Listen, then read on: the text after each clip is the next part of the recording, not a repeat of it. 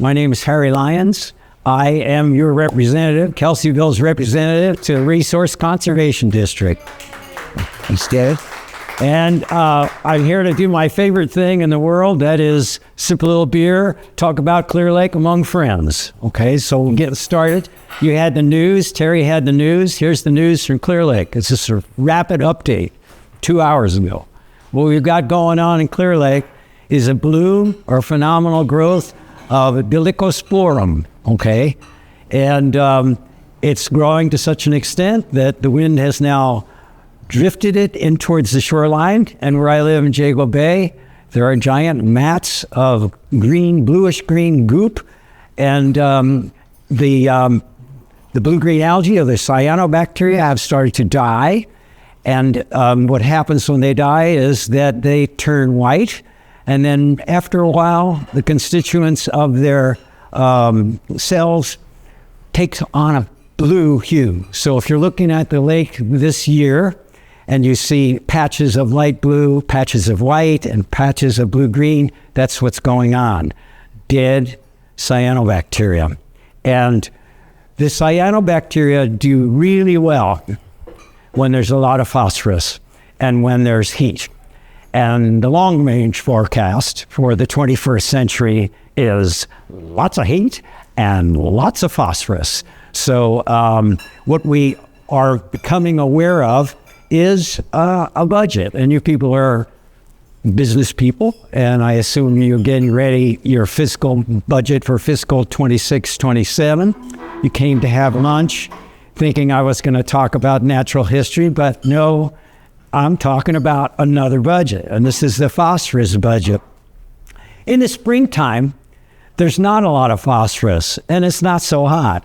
So what happens is the cyanobacteria, which plague us and cause harmful blooms, haven't arrived in any number yet, and the system is controlled by, and the photosynthesis is produced by these true algae, okay? So these are the golden brown algae, the green algae, the red algae, so on and so forth.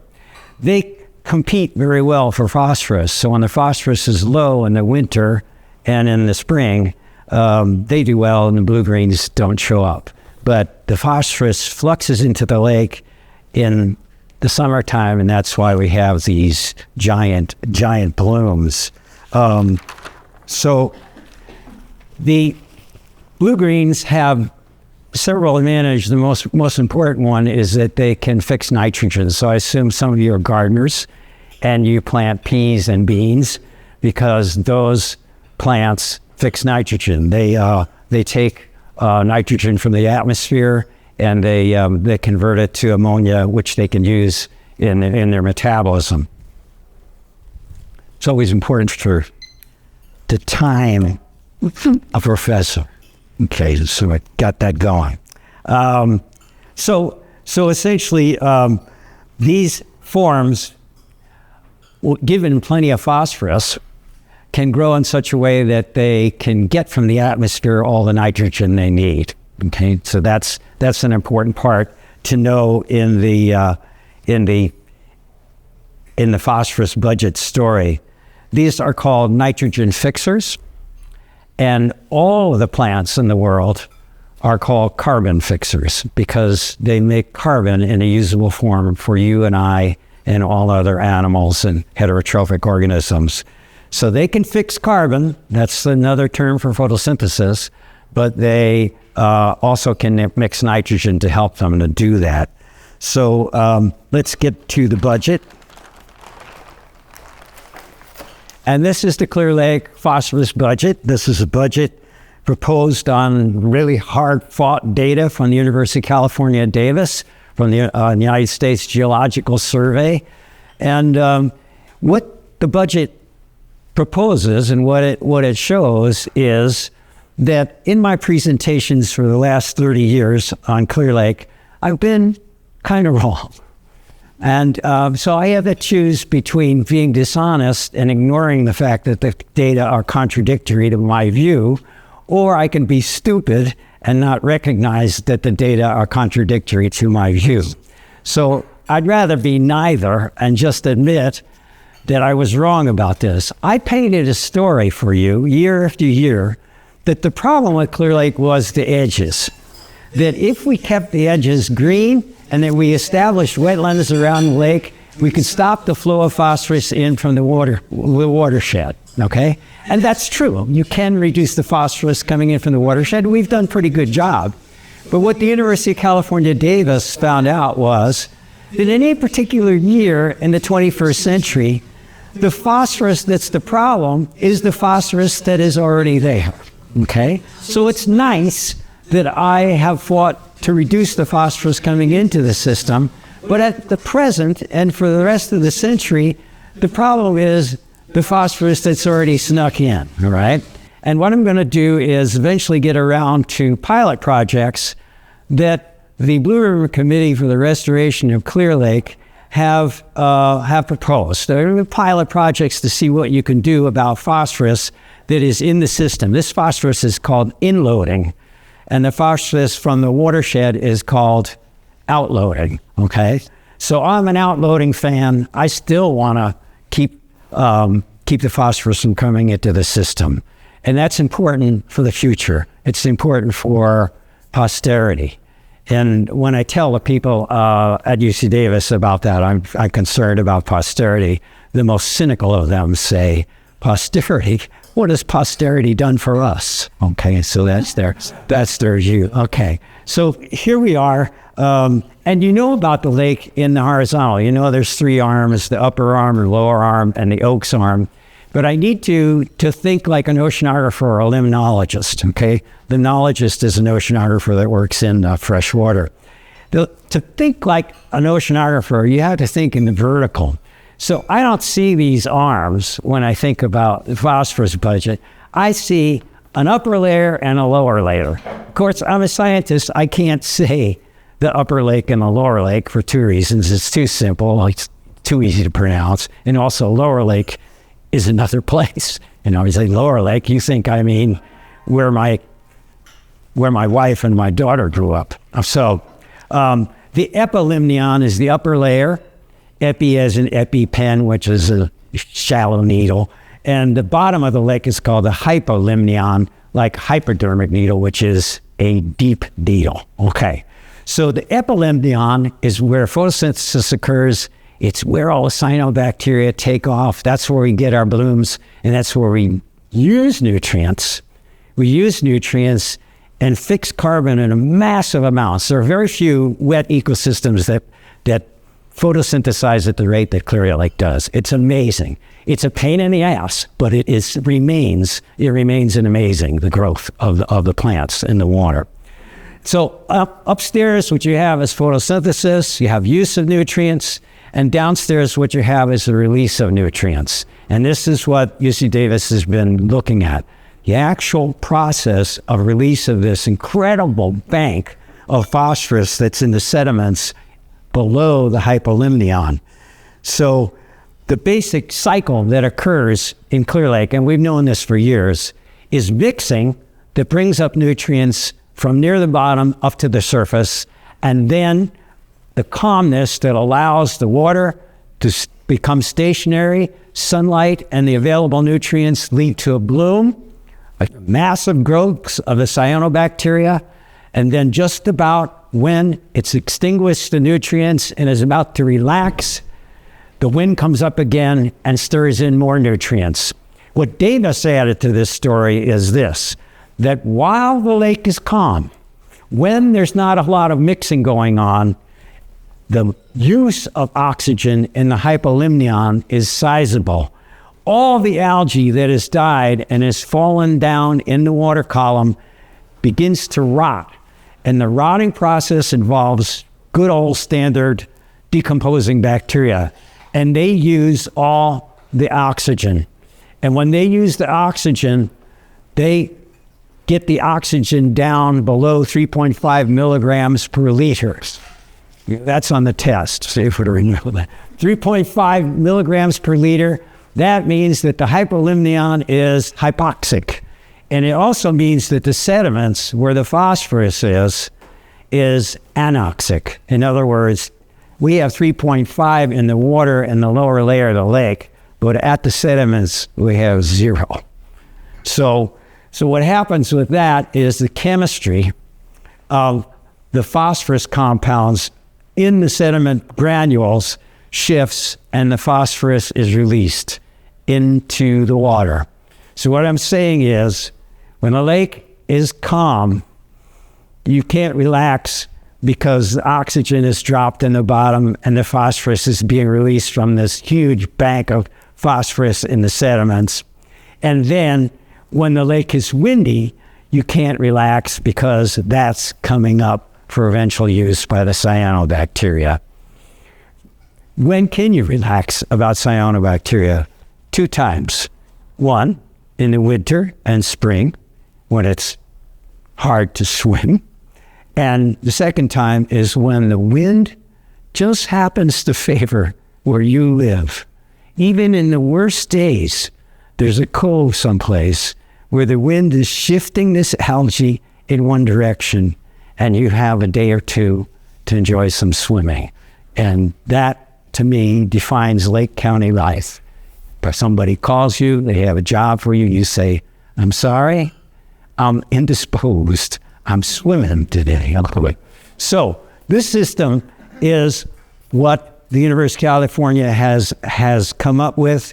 It involves a drop in oxygen, which you'll know about, because the oxygen not only shifts the chemistry of the sediments to release the phosphorus, it kills the threadfin shad. Sometimes it kills catfish and other fish. So you go along the lakeshore and you see dead fish. It's because they ran out of oxygen, because they were down below in the low water, and that's where the oxygen runs out. In rainy years, the hypolimnium, the whole lake is bigger, and so the hypolimnium is bigger. It takes a longer time for the oxygen to run out. So we generally get a better year. Nice wet years are a little better. And the dry years, the hypolimnium is small, and the oxygen runs out fairly quick. So you have another shift that you have to keep track of. And the caution here is this involves fractions, okay? So if you keep track of, in any lake, the ratio of nitrogen to phosphorus, and if it's phosphorus rich, this ratio will be small, right? If it's phosphorus poor, this ratio will be large. That's the way that denominators work. Okay, that's the way the denominators work. So what we have in Clear Lake is a situation where there's tons of phosphorus, so this ratio is very small. It's less than 20 to 1. Sometimes it's less than 16 to 1. And that encourages the growth of the cyanobacteria, because the nitrogen is deficient compared to the phosphorus. And I told you 5 minutes ago that the cyanobacteria can get all the nitrogen they need from the atmosphere. So what happens is whatever normal algae is left over is outcompeted by these nitrogen-fixing cyanobacteria. So here are the numbers. Watershed brings in 7 to 16 tons of phosphorus. Outflow in Cache Creek, 6 to 80 tons. I've averaged these years. And the internal load from the sediments is a whopping 411 to 626 tons. So we estimate that 95% of the phosphorus that is in Clear Lake and is available for plants is coming from the bottom. Okay, so this is the trouble. So the Blue Ribbon Committee for the restoration of Clear Lake have come up with a lot of actions, some small, some big. I'm giving you the big ones here.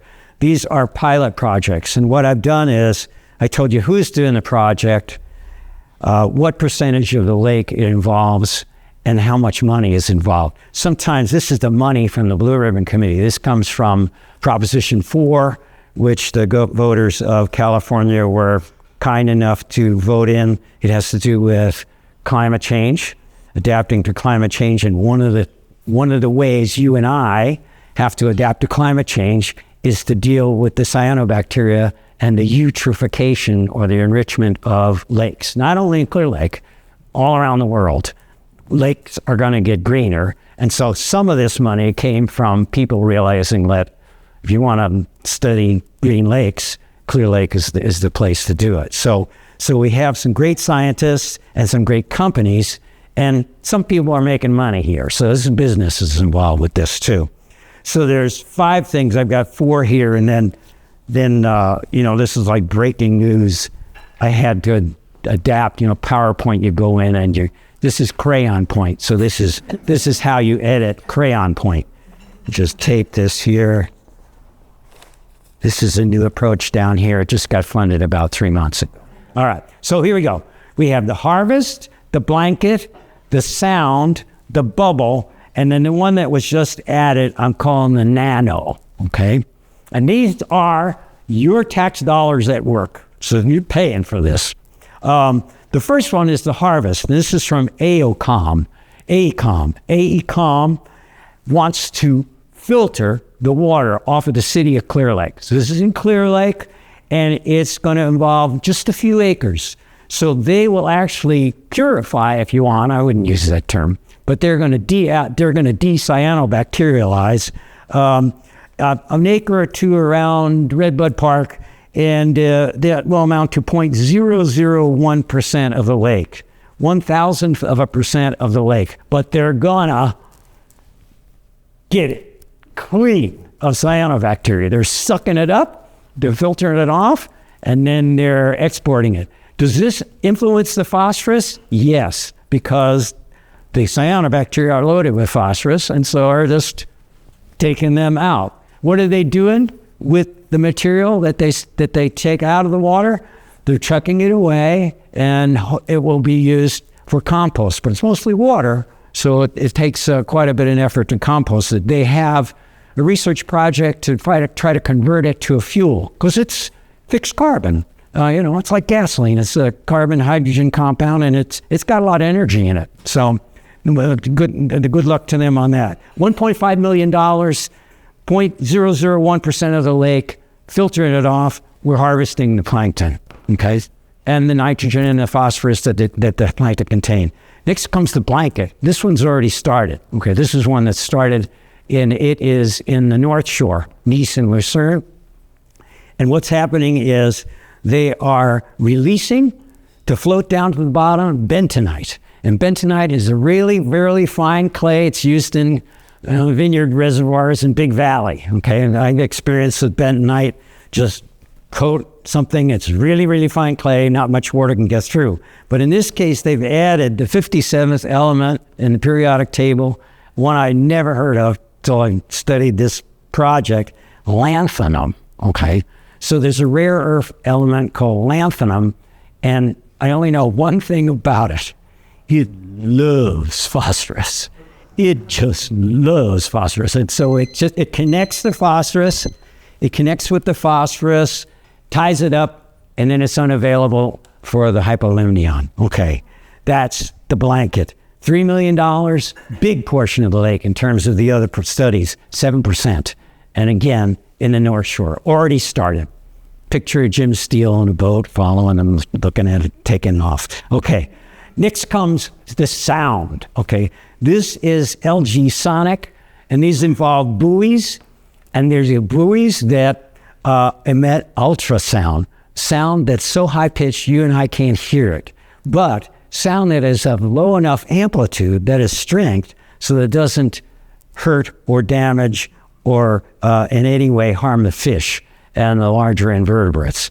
So these are going to shake those cyanobacteria or bust the internal structures that they have that allow them to float up and down in the water column. One of the things about the cyanobacteria, they can come up and they can go down just by inflating structures in their cells. And what this does is it busts those structures. So all the cyanobacteria are forced down out of the sunlit zone, out of the epilimnion, into the hypolimnion, and there they photosynthesize very slowly, and they don't present us a problem, okay? That's the sound. Next, University of California, UC Davis. Wait a minute, let's go with LG Sonic. This is 1.6% of the lake, 20 of these buoys would cover 1.6% of the lake, It's $1.5 million. This one, the bubbler, is UC Davis. It's $3 million, 7% of the lake. So it's a big project. It's equal to the coverage of the Eutrophix bentonite approach. And the bubbler is truckloads of pure oxygen that are bubbled in the bottom to create an environment that is not necessarily oxygen rich, but much more oxygen than this hypoxic value. And so this is the bubbler, UC Davis, and then finally, and most recently, Moliar Corporation. Yeah. Where is the bubbler deployed at? The bubbler is, thank you. The bubbler is going to be deployed in the Oaks Arm. And and so the Oaks Arm, where that they chose the smallest arm, and they want to have an influence on quite a bit of the Oaks Arm. Okay, Sonic, I should have said, is also in Clear Lake, but in a different spot than the filter. Good question. All right, so Moliar, right off the bat, I'll tell you, this is going to be in Soda Bay, and it involves taking. You don't truck any oxygen in. What happens is they have these rafts with the machinery on the raft. You see I have a plug in here. This is electrical, so there's juice from the shoreline. And it takes in the atmosphere. The atmosphere, as you know, is 80% nitrogen and 20% oxygen. There's a few other gases in there, but including CO2. But the nitrogen and the oxygen from the atmosphere goes into this machine. It kicks out the nitrogen, and it converts some of the oxygen that remains into ozone. Now, ozone is a form of oxygen that is composed of 3 oxygen atoms together. Ozone is a great problem in the troposphere where we live, and it's a great help in the stratosphere where we don't live, but where it blocks ultraviolet light. So the ozone is famous, and ozone is just released, but it's released as nano bubbles. A nanometer is a billionth, right? You're going to help me on this. Thanks. A nanometer is a billionth of a meter, and the micrometer is a millionth, millimeter is 1,000th, and then a meter, I'm happy to tell you, is the distance between Louis XIV's nose and his index finger when he does this. Okay, that was the original definition. So you just take a billionth of Louis XIV, and you got an idea how small these are. So it's going to cost $3 million, and it'll do 1% of the lake in the vicinity of Soda Bay. Okay, I'm pretty much out of time. I just want to wrap up by telling you all of this, if you're interested in this, all of this is explained better and more extensively on the resources page of the California government, and also in UC Davis page that has to do with the work for the Blue Ribbon Committee. Okay. Yes. So when it's all said and done, it's totally about 5% or 10% of the lake? Yes. What does that do for the whole lake? No doubt about that. These techniques, every stinking one of them works perfectly in a small lake. So what we want to see is, what are the effects of these in a larger lake? And that is going to accomplish probably nothing. But biological systems are nonlinear. That means sometimes you put in a little bit of effort, and because of the way the system works, because it's alive, you get a very profound response. The other times you put in a little effort and you get nothing. So when you're dealing with biology, it's very hard to predict what will happen. The second thing is, Clear Lake is on the average 8 meters deep, but there are places in it that are more on the range of 15 meters, almost twice as deep. And that's the places where the oxygen goes out. So if you had a setup where you could use one of these techniques that involve tying up the phosphorus or changing the chemistry on the bottom, you go to those bad spots, and that might do quite a bit of good in terms of the whole lake. Am I skeptical about this? Yeah, I am. But I'm prejudiced because remember, I'm the guy that thinks the inloading's important, okay? I'm saying, oh, you want to mess with the bottom? Knock yourself out. I'll still be here, or maybe I won't. Yeah. So, from point of view as a biologist, a pharmacist, I agree with you with the because you're basically trying to reset homeostasis to the lake. Right. So right now, this planet involves nothing with airflow, which is volcanic soil is rich in phosphorus. Right. You got your answer. And we lost the filtration settling system in Upper Lake and North because of the ice. Right. So we have two layers. We can't do anything about the makeup of the microflora in the Upper Lake. Right. So we're going to have very few spirogyra and a lot of cyanobacteria. Exactly. Right. So very little nitrogen. So we got the advantage that the cyanobacteria and actually fixes. Yeah. So then something comes along and pulls up phosphorus from below up to the top because they get how much they want. Then they've got phosphorus in it for cell membranes and DNA, and they take off. Yeah. So you've got short and long-term homeostatic control. Right. So the long-term control would be the last thing that anybody who is mostly on dialysis knows that one of the newest test drugs for people that have hypophosphatemia had the lanthanum salt. And that's having lanthanum salt and it ties to the phosphorus and it goes here, then by the irreversibly. That is a long-term control of homeostasis because it's gone.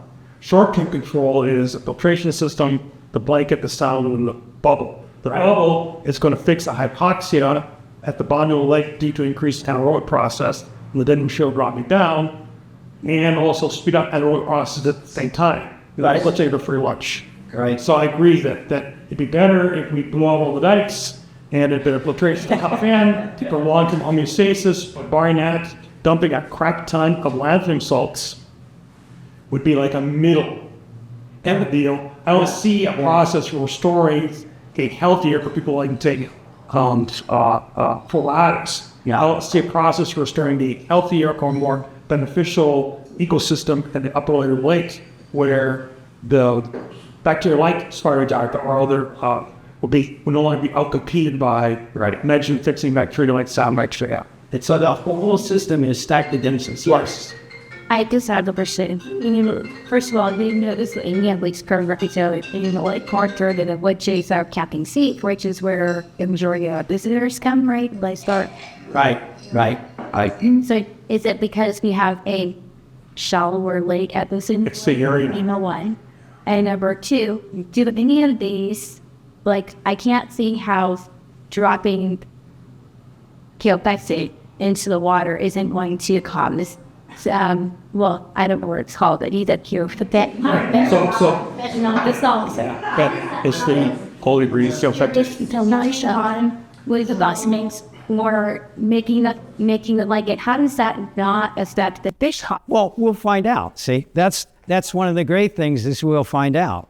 And so far they have assured us that all these private concerns and the university have assured us that this doesn't damage the system. And Clear Lake and its inhabitants are tough, okay? You're looking at one of them, right? I go swimming almost every day, right? You say, how can you do that? Well, it's Clear Lake. I got to fit in, right? So, yes. So all of those 5 things are happening right now. No, this one is happening. This one is happening. This one will happen probably the early autumn. This one, maybe in a year or two. This one, maybe in a year or two, because it got funding a little later, okay? So in 2030, are they all just going to go away? Yes, and that's the other thing. They all go away, and the state, the resource development part of the state says, okay, it's up to you, Lake County, okay? So this is a very good political thing. There's another political point I want to make with your question. I said Lakeport doesn't have anything. This committee, this Blue Ribbon Committee, it's not only a scientific committee, it's a sociological and economic one, right? I said, well, why don't you put it in Lakeport? And they said, oh, no, that's not a good spot for the experiment, okay? So they rightfully are thinking like scientists. Since I'm retired, I'm allowed to think like a sociologist and a politician. I thought, gee, you ought to have something in Lakeport. I'm pretty sure it's the science that drives this stuff. The other thing is people want this. there are people that want to have that in their neighborhood. They want to see it. They want to be involved. So there's a balance between the right to fight and the right to not fight. Okay, so yeah, but it's a good point.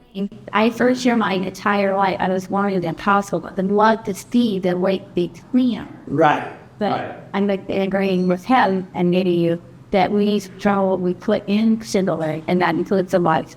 Yes, you that's a good point. Okay, that's a good point. But this lake is a tough old lady, and she'll take quite a bit, and she may be the place where, for the rest of the world, we figure out how to do this. She is the place where the world learned about biomagnification in mercury and in pesticides. So it should probably serve a purpose again and be very useful for the world scientific community. Who's Lex?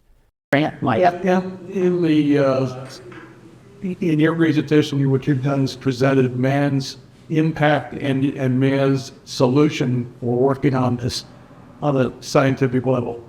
But the lake has a natural process for itself as well. Yeah. And what investment is there being made at the same time in enhancing the natural process that this lake has survived for thousands of years, but to have an impact on the cyanobacteria? So there are some funds from the Blue Ribbon Committee for stream restoration, okay, and for there's a great concern about the hitch, so that involves putting in tules and putting in fish ladders and cleaning up the streams a little bit, making them more functional. So that's part of it. Yeah, there is, but the main thrust is the marsh in Middle Creek, and that's the Army Corps. That's federal dollars. That's slow-mo.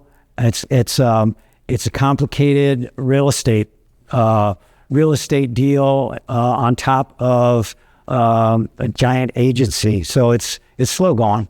Is there economic denial in that process? Yeah, absolutely. The lake is a unique economic environment, for us, and we've impacted, and our economics have impacted the health of the lake, right? Clearly, right. So, is there real push? Is there any scientific push to? I mean, there's been talk about the tules, but that's the main one that's been talked about. There is push. There is push from the county. The county's been really good in picking up on the Middle Creek work, and there's small pushes from the tribes and from the land trust. And so the land trust is buying up choice pieces of wetland, and the tribes they're raising hitch. They're reconstructing creeks for the benefit of the hitch. So there's this little stuff that's being done, and the basic lesson for me, what I always tell my students is, don't worry what you're doing is little. You got to do it anyway. Okay. So what UC Davis told me was, in my view, what the problem was, they told me, Harry, it's too late. It's too late. Okay. And I don't ever think that anything's too late. You try anyway. And so there's small countywide efforts, land trust, tribes, county Middle Creek Committee. They're pushing. And this stuff is there's a lot of politics involved with this too, as you know, right? So It sounds like that every militant helps. Right. So there's that belief that if you give 5% more, eventually 5% adds up to 100% and you get improvement. So it sounds like, and I could be wrong, but it sounds like if we monitor what's going in and we employ these options to see which one works best for us, then eventually 5 years down the road, 10 years down the road, we have a healthier, cleaner lake with less phosphorus. Right. I think we should be concerned. I'm really concerned about the blanket process and all of the fentanyl that they're throwing in. And did you see the pictures or see the actual amount of material that they're throwing into the lake to do this? So this is all this new sediment that we're being had in the lakes. I don't know if anybody else is concerned, but it's another man-made concerned we're going to throw all this bentonite with this lanthanum. Is that the So it's clear one thing. So bentonite has been around for, it's a naturally occurring product. They just purified it. And made it loose, I think used it for It's not bentonite. natural. We're adding it. Right. So key by bentonite is that it adsorbs things. It has a sticky surface. So things that you'd like not to have floating in the water will stick to the bentonite and stay stuck with bentonite. Then you add the lanthanum, which is a chemical reaction. Phosphorus ties it up into a lanthanum phosphate, which there's no local ecology to break apart. So basically sequester. So you sequester the phosphorus because barring changing the ecology of the upper surface of the lake, or basically getting rid of the entire ton of upper lake, or restoring the full watershed that used to be there, filter out all the phosphorus flowing down and feeding the lake, we've got to come up with some other option. And so, it's basically picking a less evil a couple of leases. But I think what she's saying is we're adding to the bottom of the lake, and it's never Right, so it probably looks like a lot to me. the thing that we're doing. It's a man. Right. It probably looks like a lot. When you spread all the surface area of the bottom of the lake, it probably doesn't amount to that much extra sediment. The other thing is the folks that are doing this, they have lots of histories of using it elsewhere. Yeah. Okay. First. And so it's not the first time for any of these technologies, right? So they kind of know what to expect. But I really am impressed with the concern. I'm impressed with the biological concern and the political concern and so on and so forth. It's really important. I'm happy that I was here. There's clearer, more detailed presentations that can be made, for sure. Like valves. Yeah. Valves. Yeah. I usually sing a cute little song about the biology, but I'm going to sing. Sorry, you got 12 minutes. I have 5 minutes? That's 12. 12 minutes, okay. And so I'm 78. I don't remember the lyrics, but I remember where I put the lyrics. See, this is how this all works. There they are. Despite it belies the size of the song, of course, but at any rate, there's a portion of this song. The song is called Soda Bay Road. Well, I know a place where the red-winged blackbirds are thicker than in a pie. Crooked little roads round an emerald green lake where pears were the apples in people's eyes. Now the smell of algae when the breeze is right comes drifting in off a clear lake. And it's the sound of exhaust and it seems like frost might add a little wrath to the grapes what it takes down on Soda Bay Road.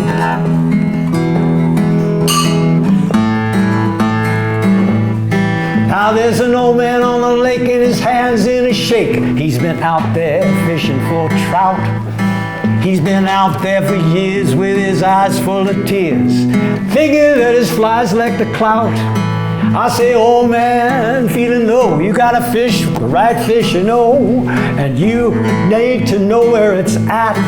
I said, the trout here is slow, they're kinda chubby, they got whiskers and they look like a cat, tell 'em catfish roll. I can smell it frying down on Soda Bay Road. Then there's an Oakland Okie with his engine smoky. He comes tooling in on his hot boat. His wife's love handles and cork-lined sandals. I think she could float. They're stinking of gin and they come tooling in to Canocti Harbor at night. She wants to shake her shoulder to the old rock and rollers. She's over 60, but to me, man, she is still out of sight. And if Joe Mazzola had known what Greg Bennett had shown,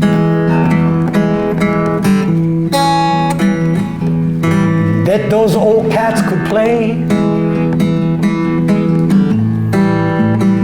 and that people would pay.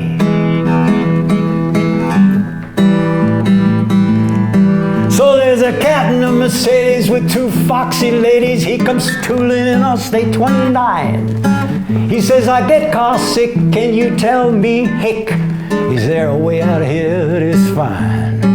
I say, yeah, sure, you can get out of these hills without popping pills. Matter of fact, you got it made. I said, why don't you follow those signs that say 175? I sent him up the Hopland grade. Okay, you take a 175. I hope you make it back to Corte Madera alive.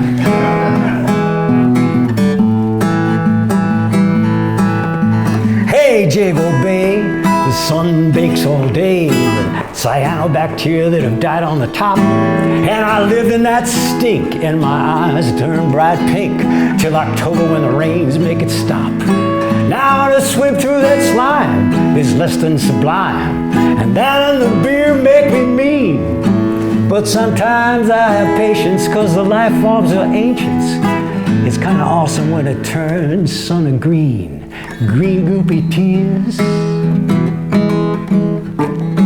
These forms have been fixing carbon for 2 billion years. And evolution can be fine. You just have to give it a lot of time.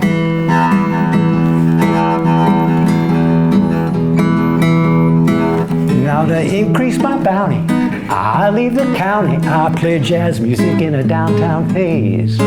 For these fat chords I know I make pretty good dough, but those are not my favorite days.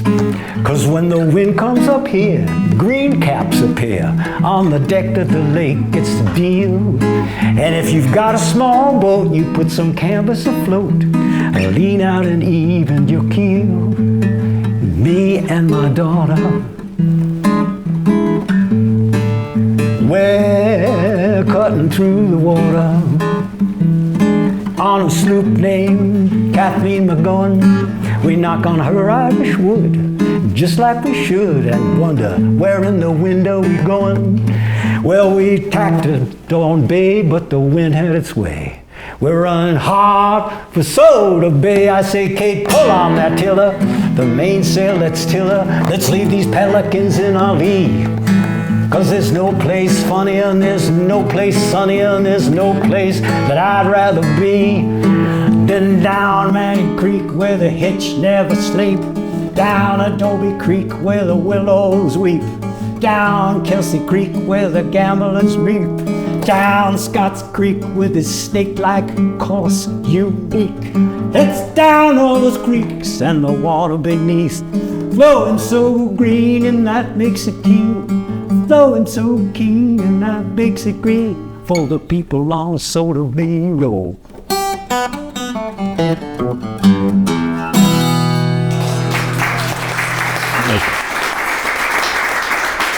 Thank you.